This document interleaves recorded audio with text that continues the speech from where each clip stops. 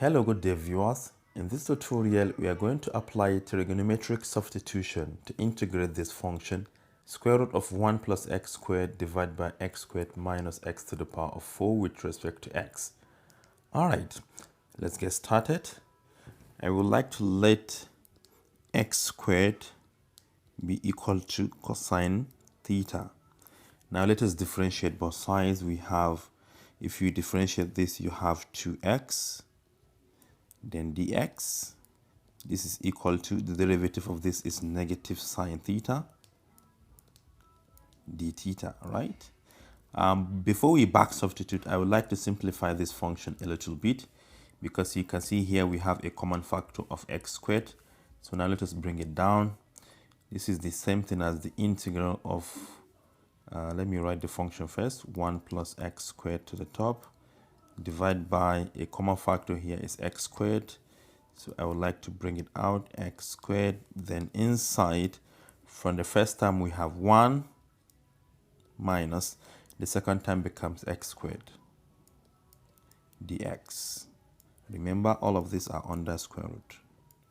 Therefore, the square root of x squared is just x. So we can bring out x. This is equal to the integral of the square root of 1 plus x squared to the top. To the bottom, we have 1 minus x squared under square root. And we have to multiply by 1 divided by x, because square root of x squared is x. And we have dx. We simply have dx divided by x, right? All right, now let us back substitute. Remember that our x squared is now cosine theta. So to the top, we have the integral of 1 plus cosine theta divided by 1 minus cosine theta, all under square root, multiplied by dx. But what is dx? If you observe, we have 2x attached to dx. But here we have only the x. So we can compensate by multiplying the top by 2x, and you have to multiply the bottom by 2x, such that to the top we have 2x dx, and 2x dx is what? Negative sine theta d theta. So we have negative sine theta d theta divided by what? X times 2x will give us what? 2x squared. So we have 2, instead of x squared, we have what? Cos theta, because x squared is cos theta. So we have cos theta here. This is equal to, we can bring out negative 1 divided by 2 outside, because it is a constant. Negative 1 divided by 2 outside, multiply by the integral of the square root of the whole of this. It's famous, right? Which is cotangent squared theta divided by 2. Then multiply by what? Sine theta d theta divided by cos theta. Already 2 is out. Then this 2 will cancel the square root. We only have cotangent theta divided by 2. So this is equal to negative 1 divided by 2 multiplied by the integral of cotangent theta divided by 2, then multiplied by sine theta d theta divided by cos theta. All right. And what is cotangent theta divided by 2? Cotangent theta divided by 2 is the same thing as 1 plus cos theta divided by sine theta. So this is equal to negative 1 divided by 2 multiplied by the integral of 1 plus cos theta divided by sine theta, then multiplied by sine theta d theta divided by cos theta. So from here you can see that sine theta will cancel sine theta. This is equal to negative 1 divided by 2 multiplied by the integral of 1 plus cos theta to the top, divided by this cos theta d theta, right? We further break it down. This is negative 1 divided by 2 multiplied by the integral of 1 divided by cos theta is secant theta plus cos theta divided by cos theta is 1. The whole of this with respect to theta. Now let us integrate this term by term. This is equal to negative 1 divided by 2. If you integrate this, you get natural log of the absolute value of secant theta plus cotangent or plus tangent theta. That is the integral. Then plus, if you integrate this, you have theta.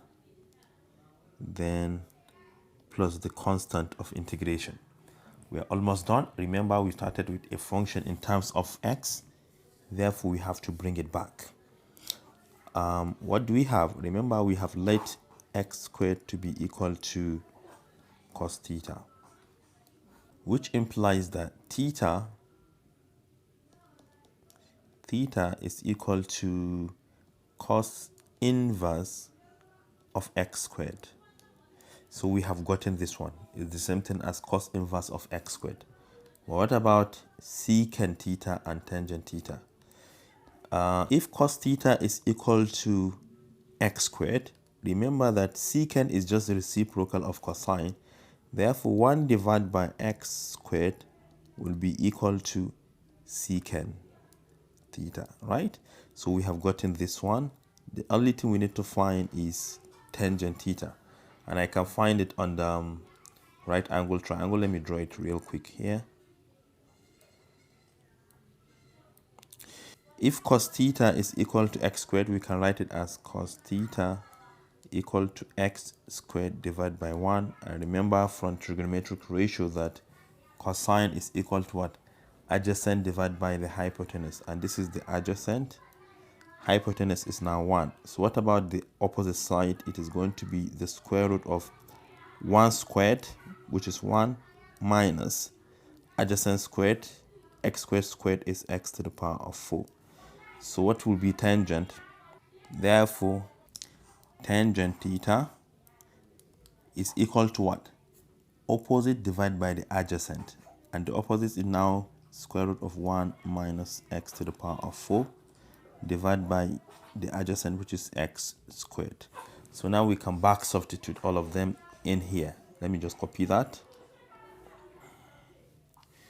So therefore, this is equal to negative 1 divided by 2 multiplied by the natural log of the absolute value of secant theta is now 1 divided by x squared.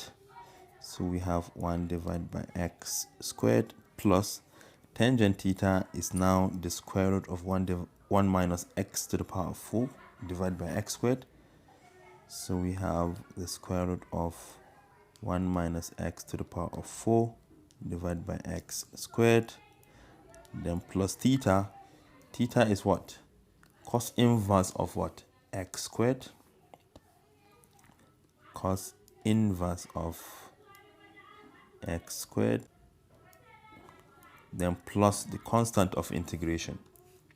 And hence this is the solution, but you can further simplify it because we have a common denominator here. So finally you can write it as negative 1 divided by 2 multiplied by the natural log of the absolute value of 1 plus the square root of 1 minus x to the power of 4 divided by x squared, then plus cos inverse of x squared, then plus the constant of integration. And hence this is just the solution to this problem. Thank you for watching. Do share to your learning colleagues and don't forget to subscribe to my YouTube channel for more exciting videos. Bye bye.